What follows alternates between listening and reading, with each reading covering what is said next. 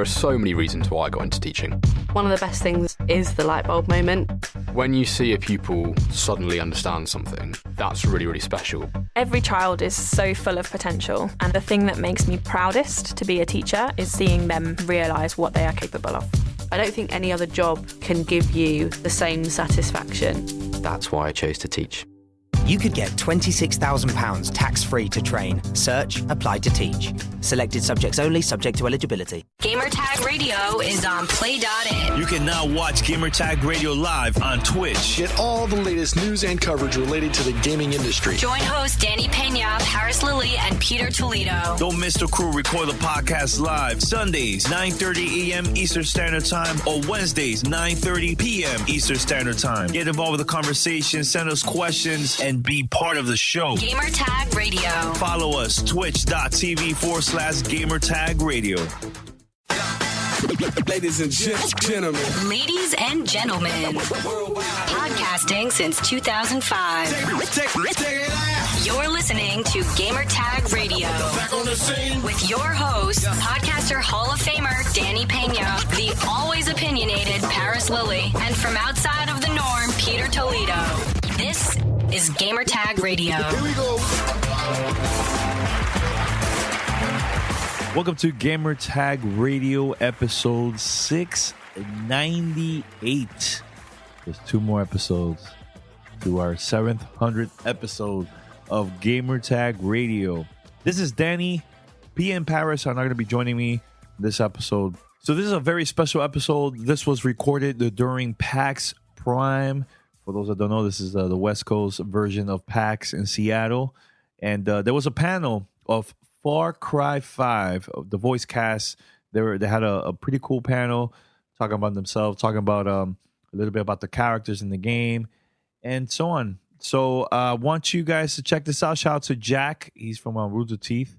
He was also hosting this panel. So and also thanks to Ubisoft for letting us record this during PAX, during the panel. That was a lot of fun. So check it out, and we'll be right back after this. Send us your feedback or questions. Give us a call at 786-273-7GTR. Email us at fanmail@gamertagradio.com or leave a message on speakpipe.com/gamertagradio. What is up, PAX West? How are you guys doing today? Are you guys excited for some Far Cry 5? Hi, I'm Jack. I'm from Rooster Teeth. I play video games for a living, which is some weird profession that I can actually do. And thank you so much for coming out today. First of all, it's going to be a lot of fun. We got some really cool stuff. First, you guys are all getting these awesome Penny Arcade pins when you leave today. So thank you very much, Ubisoft, for that. That's super awesome. Now, let me tell you about... I love Far Cry, right? Far Cry has been awesome. It's been so much fun. If you've played a Far Cry game, you know they throw out kind of just the mundane and they go for nuts. Like, how many people remember Voss from Far Cry, right? Hell yeah. He's fighting Spider-Man now. That's a whole other thing. But yeah, Far Cry games have been incredible. They've taken you to all these different places, you know, the islands, the Andes, like all over these places. Far Cry 5 is coming to America. And I am so very excited to see what this team has in store. And it's going to be a lot of fun. And we have some really, really cool people today to talk about the game. You know, we have some really colorful cast of characters. And this time we brought some friends with us. And so please make some noise for Drew Holmes, the lead writer of Far Cry 5.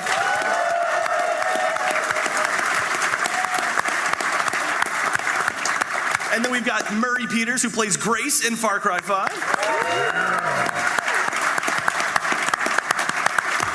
Steve Byer, who is Nick Rye, the eye in the sky. And Martin Roach, who is Pastor Jerome Jeffries.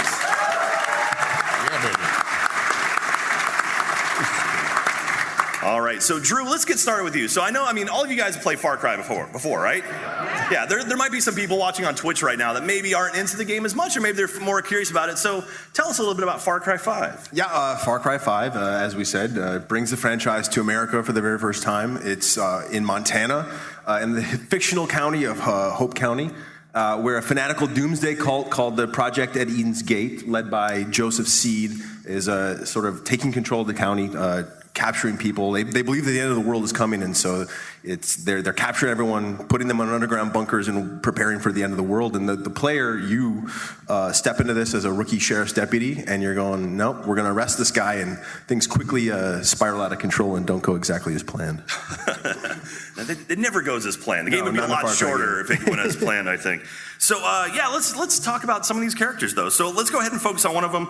The first one that I really dig is Pastor Jerome Jeffries. So let's take a look at this video real quick. This is awesome. Woe to the man who leads my flock astray, says the Lord. We were given so much. This land, this life, our freedom. What's left of it now? Our people felt abandoned, grew weary. They needed our help. And we didn't listen. But he did. Told them exactly what they wanted to hear. But those falsehoods, lies, his poison, it's driven them from pasture, from the righteous path. Woe to the man who leads my flock astray. For if I am not their shepherd, then I must be the wolf.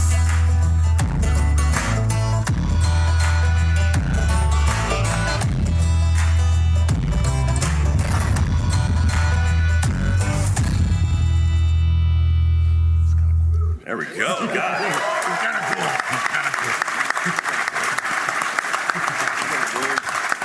Man, you do not want to mess with that pastor. The offering plate comes around, you put shit inside of it. So, Drew, tell us a little bit about Pastor Jerome Jeffries. Yeah, so Pastor Jerome is a member of Falls End, one of the communities in the game. You'll be able to sort of explore and meet. He's one of the leaders of the resistance, and he's a guy who's built this community, built this congregation over the many years that he's lived in Falls End.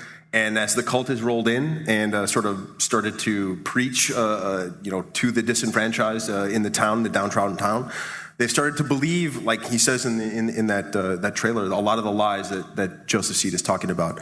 And so he's as everyone has sort of been taken and kidnapped. Jerome is back against the wall, and he's a man of God who I think at this point, when you meet him in the game, doesn't believe he's going to make it to heaven anymore, but he's willing to sacrifice his soul to save his community. That's pretty damn intense.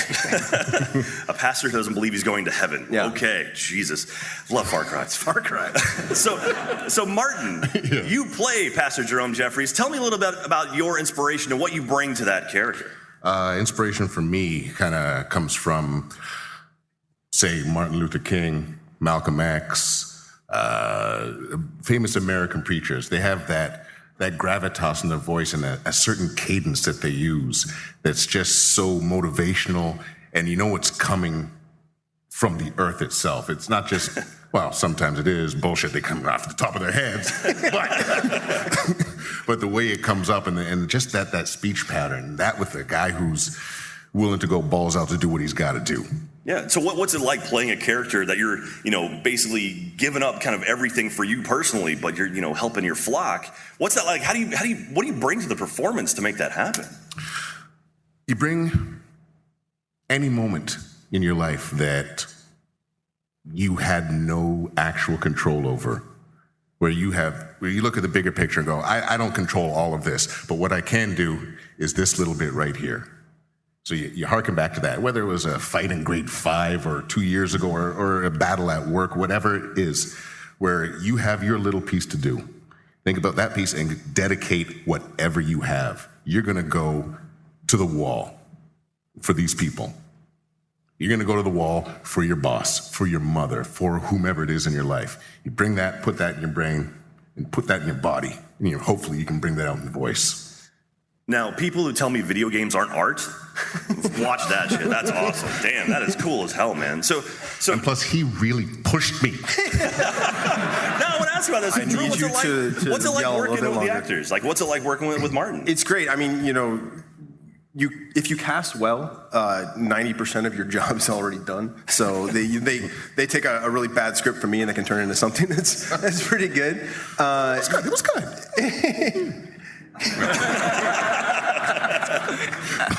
But the script the script is just a starting point. I think for us, when we're looking to cast people, there's sort of an audition script that is kind of the rough outline for what we're kind of planning for the character, and then you bring someone in like Martin, and what you're doing is you're hiring actors to bring something that you weren't expecting or to surprise you with the things that you hadn't thought of in the character in a certain way. And so when we get into the booth, the first thing I say is like, okay, what we're looking for is a really natural performance. We want to bring yourself to this role. Mm-hmm. So if there's a line in here, if there's a word, if the cadence doesn't feel right, like let's talk through it, let's workshop it. Basically, they let us play. Yeah.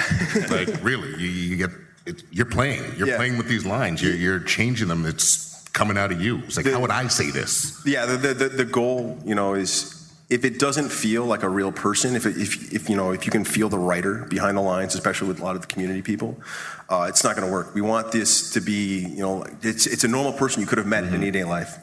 So the more natural, the more easygoing that we can find it, and that's why we bring good actors. You don't want the actors saying, "Did anybody actually speak this out loud before me?" Nice tongue twister. Nice. So now the one cool thing you guys were telling me is you had never met face to face up until like 2 days ago, right? Yeah, this is Steve and I had worked together. We'd done some mocap before, but Martin. It's just been Martin and Murray. In Toronto, he's in Montreal. Yeah, it works. Nice. So you're like talking shit about each other, realize you're standing right next to each absolutely. other. No, I've got a little mute button, and sometimes I forget that it's on. I'm like, it's just. Yeah, he said some pretty bad things about my mother. All right, so one of the other people in the game that I'm super, super excited about is Nick Rye. And we've got Steve Byers here. You've seen him on shows like Man in the High Castle, Rain, and Smallville. And he's worked on The Division and Ghost Recon Wildlands. So let's take a little bit, look at Nick Rye real quick. She's a beaut, ain't she? All this time. She ain't never let me down. I just hope she's around when he's old enough to fly. Ooh, my boy. I mean, I hope it's a boy. I just want him to fly like I do. Not like my dad or my grandpa. They flew in the war, so I didn't have to. But now, I don't know if he'll ever have the chance. Not with these around here. People are scared, man. I may never have gone to war. Them Peggy's come after my family. Sure as hell we'll give them one.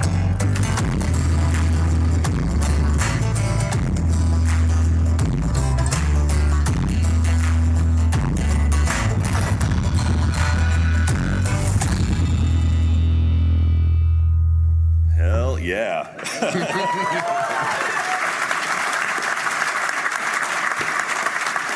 Now, I don't know about you. How many of you guys have a Gatling gun just sitting in your garage at home, just in case of emergency? Yeah, absolutely.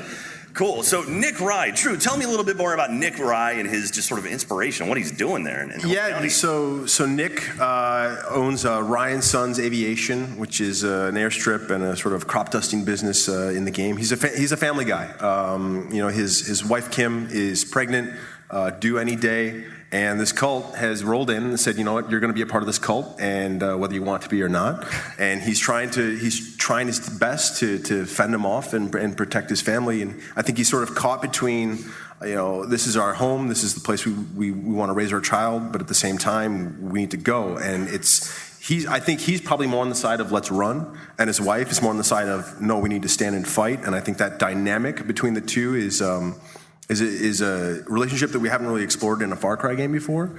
So it's fun to sort of play around with not just the villains, but the community this time. Yeah, that's awesome. And Steve, so you've played a bunch of different characters. You were Archduke Ferdinand in Rain. You were Desaad in Smallville. You played a Nazi in Man in the High Castle. A little different from Nick Rye. So what did you bring to his character that maybe you've never done before? I hope. Jesus. I mean, less Nazi for sure.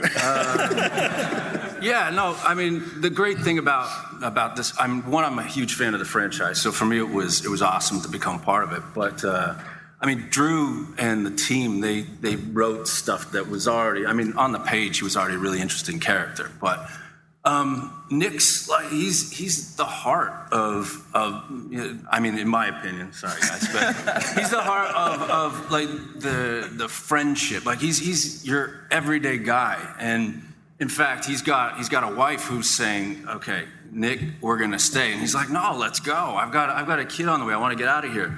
And every good husband does what his wife tells him. So that's what he's doing. He's sticking around, and he's becoming this, inevitably he becomes this unlikely hero. And he wants to stand up and fight because the future. I mean, he's got a kid on the way. What else are you going to fight for? Mm-hmm. That's cool. So what's the difference between playing a character in a video game like this as opposed to being like TV or movies? Oh, I mean, so there's so much that's similar, but so much that's different, right?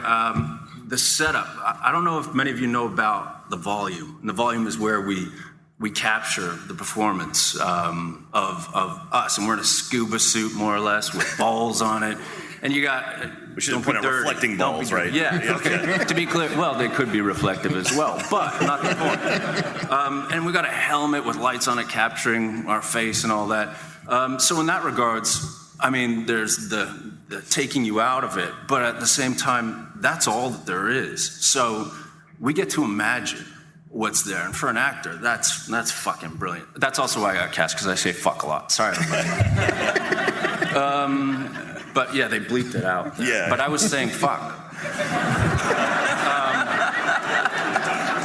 So yeah, and I mean, ultimately you get to play, and in film and television you get to play, but you're bound by the constraints of this set and what they've already built and the wardrobe you're wearing and the makeup you have on. There's no well, there are dots. Yeah, little dots. We have dots. I mean, it's weird. I have pictures, but you don't want to see them. But they're dots, and they record everything. But you get to play, and that's one of the best parts about it. Yeah, I want to point out, so that's performance capture. So that's actually Steve doing all of that, moving around and everything. Mm-hmm. That was all recorded live. I picked up that wrench. I did. Nobody could have done it better, man. Thanks, man. Thanks, brother. All right. Well, I think I could have done it better, but it's true. I mean, pipes. Just saying. No.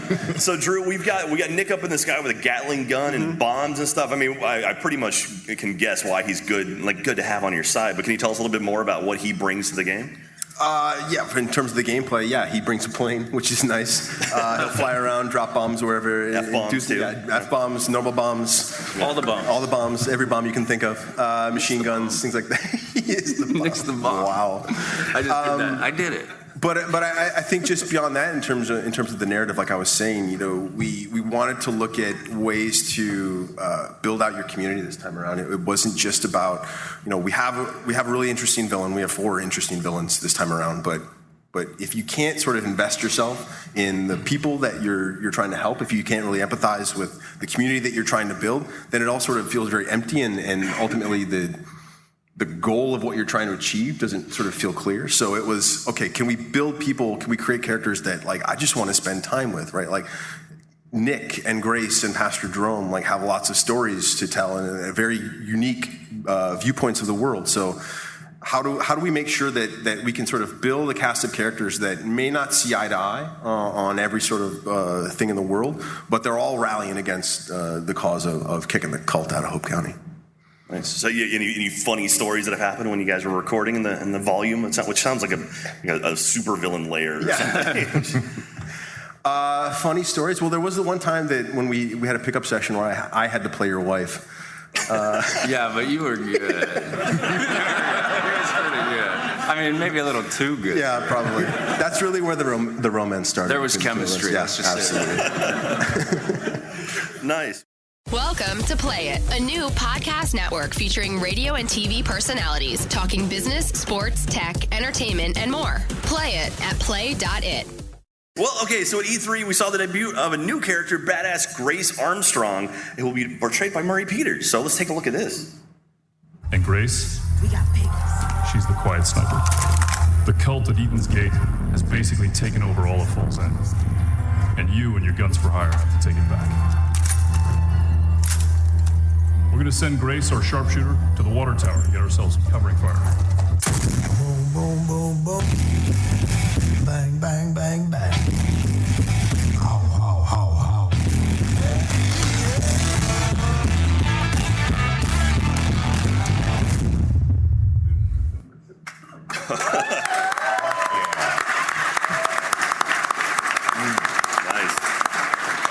So Drew, what's your favorite Grace story? She's a cool character. What is your favorite Grace story? Man, there's so many. I think the really neat thing about Grace as a guns for hire, as opposed to Nick, who's sort of always flying around up in the sky, Grace is like she's with you the entire time. Once you meet her in the game, you say, okay, I want you as my guns for hire. She's going to travel with you the entire way and always sort of be on the lookout and watching your back. And there's moments where, you can send Grace up into a water tower or send her on top of the barn to sort of just pick people off with their sniper rifle, and then because I'm really bad at the game, like I'll get into a situation where like I'm just getting my butt kicked. And there was one moment where I was trying to like liberate Falls End, and I'm just getting absolutely hosed. And I turn around and hear someone there's like on a machine gun, like a 60 cal. What the hell? I turn around and Grace is like doom, doom, doom, doom, doom, doom, knocking people down. I'm like, all right, cool. This game is awesome.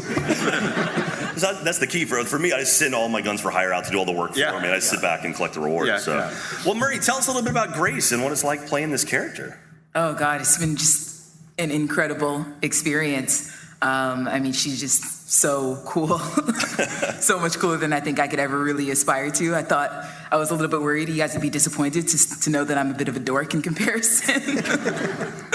But I mean, not being necessarily an avid gamer myself, I think that she has really kind of saved my life when I was playing the game earlier. It's like, she's up there picking people off while I'm kind of like looking at the sky trying to figure out where I am. So what's it like playing with yourself? He just said that.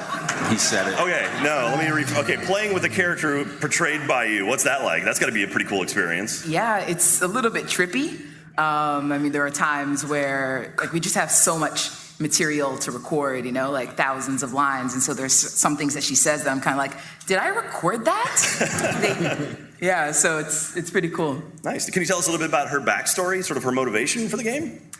Well, you know how they say that the best revenge is to live well?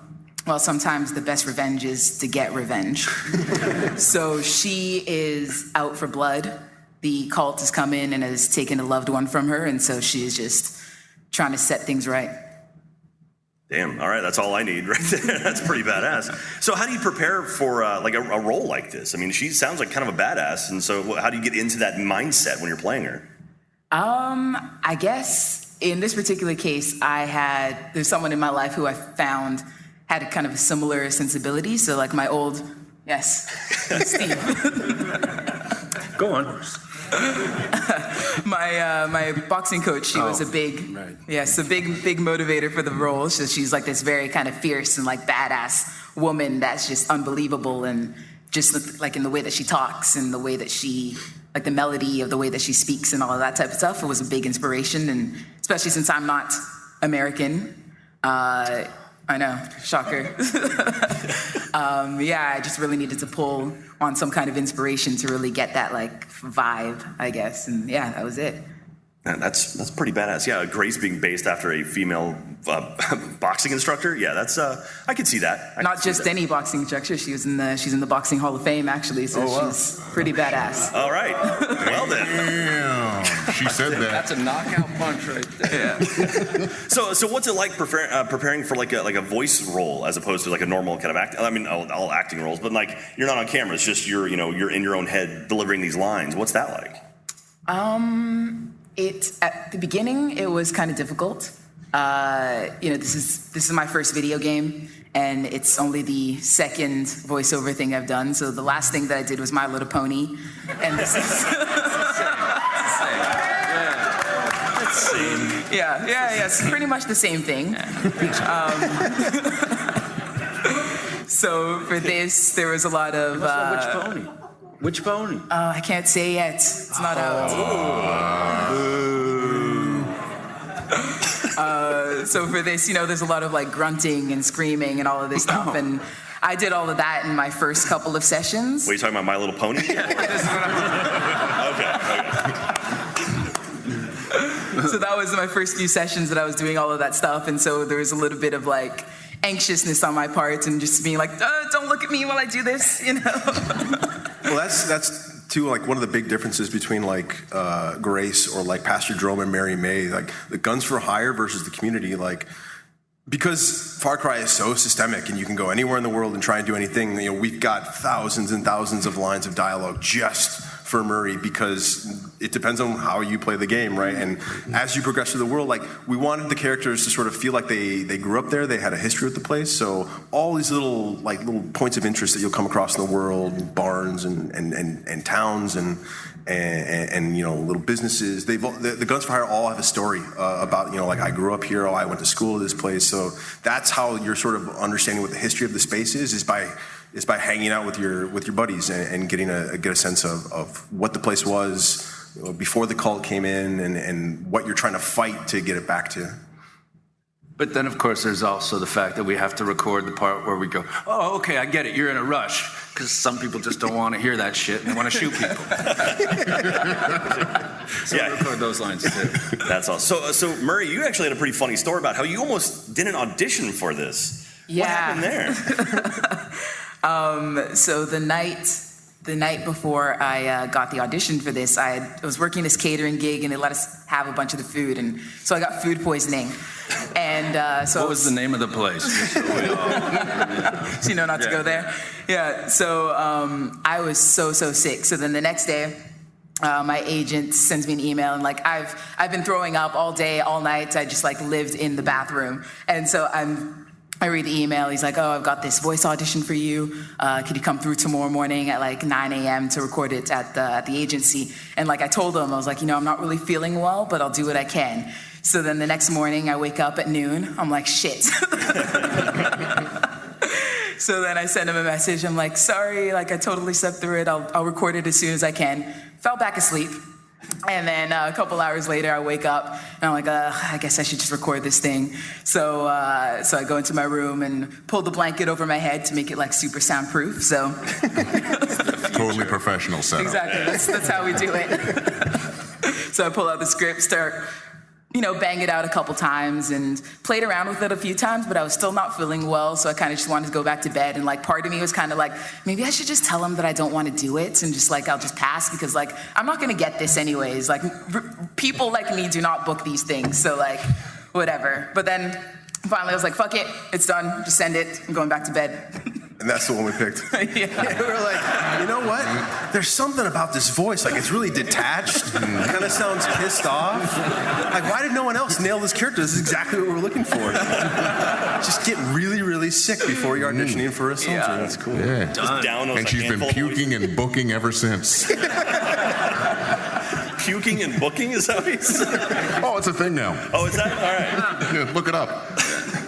Now, okay, so Drew, what's it like writing characters? Like Grace is like a character that follows you around, like a gun for hire. Whereas someone like Pastor Jerome, where he's like more of an NPC, like he doesn't really interact with. I mean, he interacts with you, but he doesn't follow you around. Right. What's the difference in writing those two kinds of characters? I mean, I don't know if how they're using the game really impacts. Really, what we've been focusing on was a cast of characters that are all affected by the cult in some way, right? So Grace has had someone that she loves very dearly taken from her. Nick is trying to fight back. All of them have something that they're fighting for that I think brings a nice there's a different perspective on all of them for each character. The biggest challenge really in terms of writing isn't for their characters, but the fact that because the main character is really just an avatar for you. It's like you create your own character, you move through the space. The character doesn't speak, right? Because we don't want to sort of impose our thoughts on you as you're playing the game. So trying to make a scene move forward where really we're just relying on their performances or another character that maybe can slot in a cutscene. That's been the biggest challenge: is how do we keep the dramatic urgency of the moment moving forward when me as a player, I'm just sort of observing. That's the tricky bit, but I think we're doing our best. I think we're doing a pretty good job. Now, what's sort of the stack of pages for someone like Grace or Nick versus someone like Martin over there? Just has his dialogue, and no one's following you around. So. Yeah, it varies. I mean, Grace, and Murray has probably got like I said, thousands and thousands of lines to go through, and some questions. So I mean, that script is just like line with very little context, and so I'm popping on the mic going this is when you're on fire. This is when you're mad and you got shot. But when we're doing the cinematics, right, then it's sort of set up more like a traditional film script. And, we've got Steve and Mako who played Kim or Martin in that scene. And it's the choreography, like Steve was talking earlier about the volume. We have Far Cry's a first-person game, right? And so a traditional movie, obviously, there's a detached camera. It's third person. You're sort of observing, and you can cut away. But because our camera is the player, you can't cut because all of a sudden you're going, wait, where did I go from time and space? So the way that we shoot it actually tends to be much more like you're shooting a play, like it's a one take. And if it's a 3-4 minute scene and we have a flub at minute 2:59, it's like, it's never happened. We gotta go back not to the once. beginning. Now you're doing it again. Yeah, but I think that's why you like I was saying before, you cast really, really well, and you get actors who can sort of take all of the technical restraints that we have, the suit, the headset, the lights, the fact that it's just an empty space with maybe a plywood and PVC pipe version of an Bible or a Bible. How does that work? But it allows, I think, actors bring in a lot of their imagination to the role, and so can sort of play pretend again. I think the more things that we can give them to sort of fall into character and forget about all the technical stuff that's going on, I think the stronger the performances that we get. And I think whenever you just have a scene where it's a character in a room talking to you, you lose interest really, really fast. So we've always been trying to figure out ways to how does the player stay engaged with the scene, both physically and from the performance that we're capturing. Well, yeah, and it worked really well for us because if you give a kid a stick, he's got himself a gun, he's got himself a bat, he's got a tool of something, of some kind that he can use. So they give us these weird little pieces of PVC or a block of wood and tell you that, oh, no, this is Courvoisier. Okay, sure, that's what I'm doing right now. But you have something to hold on to grasp to, and what we do is become children. Him very easily. That's fair.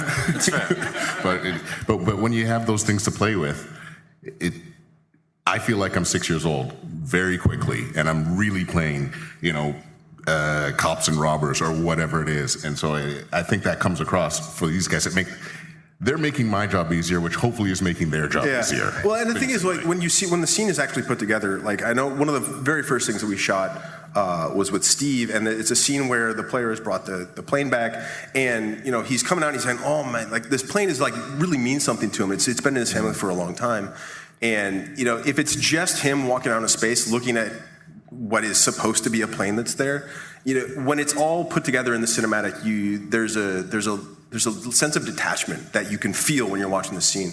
So we build out this sort of PVC pipe, and he's sort of running his hand along it, and it looks goofy when you're watching it live because there's nothing there. But when we actually put the scene together and we started seeing it in game, like, you're seeing him run his hand along the plane and like climb up into it, and it just gives everything much more weight and much more believability. And all of a sudden you're like, oh, like this, yeah, I believe this guy. This is his plane. He's has a real emotional attachment to it, and I think it helps you engage in the story. Yeah, I mean, there's the big challenge too when you see it. These things that are built, just so we're clear, the reason they build them with PVC and just a little bit of plywood is so that these hundreds of cameras that are around the room that are picking up the light that's reflected off of these little knobs. I can't say anything that doesn't sound sexual, but these things that are reflecting the light off of you. There are thousands and thousands of people that are working that aren't up here, which, I mean, it's kind of stupid, really, because these guys and girls are doing all the work and collecting all this data, rendering it, put it together, and they make all this stuff, and they put our meat puppet stuff on it, and, you know, we go, yeah, it was us.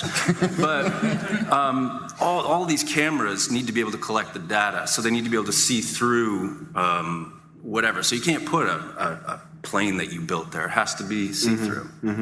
Yeah, so you've got a see-through plane, just like Wonder Woman. That's right. I mean, it's the same. Wonder Woman. Yeah. You basically are Wonder Woman. Basically, we're Wonder Woman. Well, yeah, so I'll throw this out to kind of everyone. So you guys have all worked in like TV and film and stuff, and this is a video game. Whereas a movie, there's a couple hundred people on it. Whereas a video game, there could literally be thousands of people all over the planet working on it. What's it like from your perspective? Is it like as actors or as a writer? Who wants to take it? Well, I mean, truthfully, the thing is when you walk through, if you walk through Ubisoft in Toronto or in Montreal or LA, I haven't been to Paris, but all these offices are just stacked floors full of really creative and intelligent people all working their asses off to make this work. And so I know sometimes you hear numbers, too, about how much a video game made, and everybody's like, oh, my God, that's ridiculous. Yeah, how much goes into it. There are that many more people exponentially working on a project versus a film. So, I mean, when you put it all into a chart, which I'm not going to do because that's math, you can see how it's all a struggle still to make it all work, and everybody does it, for a paycheck, but there's art and pride in it. That's cool. Yeah, so, I think no, from the right standpoint, it's such a small slice of the game as a whole. When you've got teams of hundreds and hundreds of designers and programmers and artists that it doesn't matter how good something is on paper or even after we shoot it, it still has to go to an animation team and a character team to make sure that everything looks good, and the lighting team and the sound team. There's so much more involved, and at the end of the day, right, the scene looks good and the writing takes credit, but it's if it turned out bad, if it looks bad, no one gives a shit. So it's the biggest team effort, I think, more so than movies and film. And David too. Yeah, and Footy, our director, our mocap director, David Footman, right? Who's the most enthusiastic. It should. At the end of the day, sometimes you're like, okay, that was a bad day, but he's like, yes, it was wonderful. Yeah, Footy was awesome. I remember when I was doing something in Toronto. I had the motion capture helmet on, nothing else. And wait, what?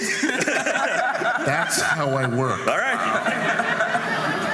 And nobody was objecting. And I was saying some lines, and I saw Footy looking, or I thought he was looking at me, and he kept raising his hand, just like this. And when you're doing voice work, you're like, okay, bring it, more. I'm like, nope, he's not. He was just watching what was happening on the actual screen, on the other movie, and he's just into it. Yeah. He was just he didn't give a shit that I was there. But it was perfect. That's how much people love working on these things. That's so good. I've been in the sort of the other side of the industry for a long time, and the passion that goes behind these projects is amazing. Just talking with you guys, you've just been working on it a few months. Drew, you've been on it for, 4 years now? No, I started, it's been about a year and a half. You could just say 4 years. Just 4 years. It's been a really long, long years. At times, it's felt like 4 years. Yeah, you've got guys. Some guys have been on the team since Far Cry 3. They're very passionate about this franchise. It's not always we're a dysfunctional family, right? Where we may not always love each other all the time, but we're working together to make sure that this game is as good as possible. And I think everyone's really, really excited for what we're putting forth in Far Cry 5. I think it's probably some of the best stuff that we've done, but that ultimately is going to be up to you guys to decide. Well, on that note, so I imagine there's a lot of aspiring game makers out here in this crowd, right? People who want to make video games for a living at some point. Okay, there's a few people, probably some watching on Twitch. Do you have any advice for someone maybe wanting to get in the industry? Don't be an asshole. It's tough, right? It's such a tight-knit group. I've been doing this now for 10 years, and I started in QA at Volition way back in the day on Saints Row. Nice. And it was if you put your head down and you do the work and you're nice to people, good stuff tends to happen, and it's tough. But I think that if you're passionate about the work and you're willing to put the time in, doors can open. Luck is like what? Success is luck meeting opportunity. I completely butchered that. That's amazing. Luck. He's the writer. He's the writer, everybody. Luck is just opportunity. Meeting preparation. Yeah, that's wow. All right, well, let's get back. Let's get back to Far Cry a little bit. I want to talk about one of my favorite characters. Love you guys. Y'all are all awesome. But I want to talk about Boomer the dog. Hell yeah. So we talked about this. So Ubisoft's amazing about doing cosplay guides and stuff and making like really like elaborate and like images you can use to make your own cosplay. They made a cosplay guide for Boomer the dog, which is awesome. But anyway, let's take a look at this video and check out Boomer a little bit more. Boom, boom, boom, boom. Bang, bang, bang, bang. How, how, how, how.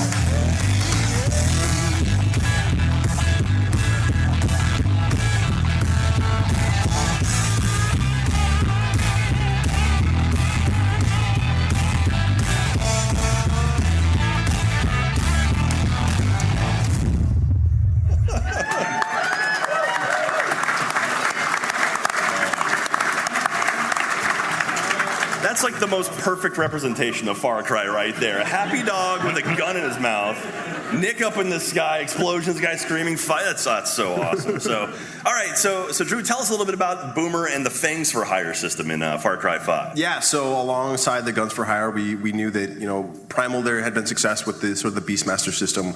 We said, okay, what is that version for Far Cry 5? And we came up, okay, if we have Guns for Hire, then we should have Fangs for Hire. So Boomer's the first one that we're sort of talking about of the Fangs for Hire system. He's probably my personal favorite. He'll steal guns for you. He's really great for like recon. Like if the cult doesn't really pay attention to a dog that's roaming around. So instead of sending Grace in to sort of scout, you send Boomer into an outpost. He tags everyone. They're just sort of, it's a dog, whatever. And then he rips their throat out when you tell him to. But it's fun. I mean, I like the fact that, he's a mutt. Everyone sort of, was saying, no, it's got to be a German Shepherd, or it's got to be this, or it's got to be that. And Dan Hare, creative director, was like, it needs to be a mutt. He's going to be lovable. He's going to be cute and kind of ugly. That's part of his charm. And I think Dan came up with the name. It was like a friend of his had a dog named Boomer, and it was like, yes, okay, that's a great name for a dog that's basically using stealth. Boomer, yeah, works. Nice. I like the idea. Like, I have a personal headcanon where Boomer actually lost his family to the cult and is fighting against them all. So, anyway, it's very, very similar. But so, okay, you mentioned Fangs for Hire. Fangs with an S. Are we going to see more Fangs for Hire, possibly? I would assume so, since I used that word. No, it's. All right, that's enough of Drew. Thanks for coming. No, yeah, I think there are a couple other surprises in store. For you to sort of meet some friendly creatures in the world that'll help you fight the cult, and that's all we're going to say for now. Tease. That's rude.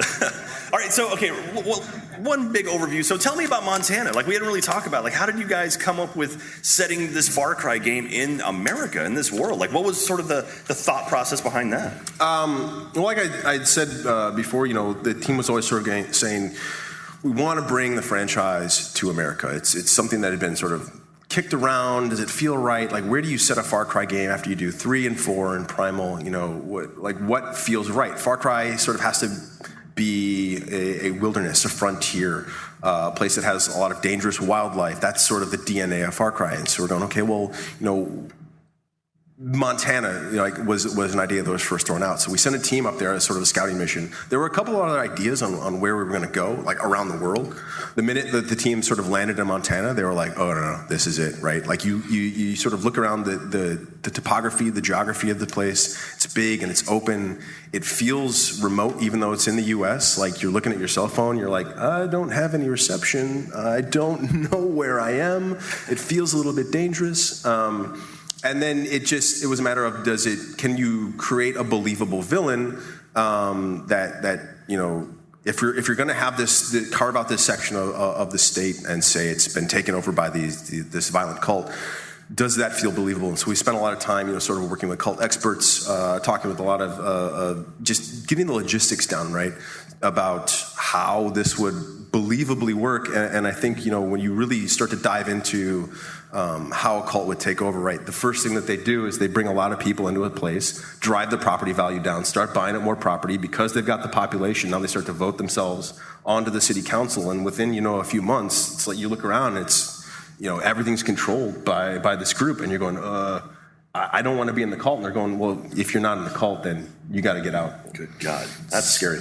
Absolutely terrifying, isn't it, audience? That's just great. All right, so thank you very much for that. So now we've got some questions here from social media that I want to share with you guys. The first question is actually for Steve. It's from Bearcat Star. Oh, Bearcat. The Bearcat Star. It's very important. That's, next to the North Star. Of course. So what is your favorite part about playing Nick? My favorite part about playing Nick? Well, I do get to say fuckers a lot, and so that's fun. And I love that Nick's bringing in the plane element to Far Cry, because there hasn't been that opportunity in the Far Cry franchise before. So, flying the plane, that's pretty cool. So I'm going to take all the credit for that. Thank you very much. All right, I got one for Martin. This is from Fisha Fry. Fisha Fry. I don't understand that. Martin, what is your favorite characteristic of Pastor Jerome Jeffries, and can you relate to him in any way? He is, I guess, he's a badass with a brain and a moral compass. And I'm not a badass, but I often think that I could possibly be if pushed too damn far, so don't even try it. No, he is a badass with a moral compass and a brain, and I'm not a badass, but I love that aspect, that he just doesn't jump in because he wants to, because it's fun. I like the fact that he's the guy that thinks long before he actually gets into a scuffle. And then when he does, oh, fuck, watch out. So you're not a badass, you just play one in video games. And on TV. Oh, there you go. Yeah, absolutely. All right, Murray, I got one here for you. Respect_Hawk says, what is your favorite part about voicing a video game character? I guess it would have to be the street cred. Solid. I'm sure you're going to walk around PAX with your head held pretty damn high when you're in a video definitely. game. That's awesome. All right, Drew, we got one for you. This is from, Jesus Christ, G4NT8R0DY. Gunt Brody? Gunt Brody. He says, today. Go for today. I don't know. Grunt? No. Anyway, G-Ants, whatever. Okay, they're asking, will the reason why the government isn't getting activated in the city be addressed in the game? Yes. That's all I will say, because I don't want to spoil any of the story. But yeah, pretty quickly you understand what the situation on the ground is and why there's no one coming to help. Nice. All right, and we got one last one here from @Jack_P that says, do you have any favorite lines of dialogue in the game? That's me. Anybody have any favorite lines that you recorded in the game? Murray, I think you got to go. Murray? Anything? Boom, boom, motherfuckers. That's awesome. I love that. All right, cool. So before we wrap this thing up, we got one last glimpse at Hope County in the world of Far Cry 5. But I also want to point out, so myself and Jeremy, we've been making videos for the Ubisoft YouTube channel, and next Thursday you'll see us playing in Far Cry 5, and it's a lot of fun. So anyway, I think we have one last clip to check out right here, and then we'll get out of here and get some pins. We must atone. Something is coming. You can feel it, can't you? You can feel that we are creeping towards the edge.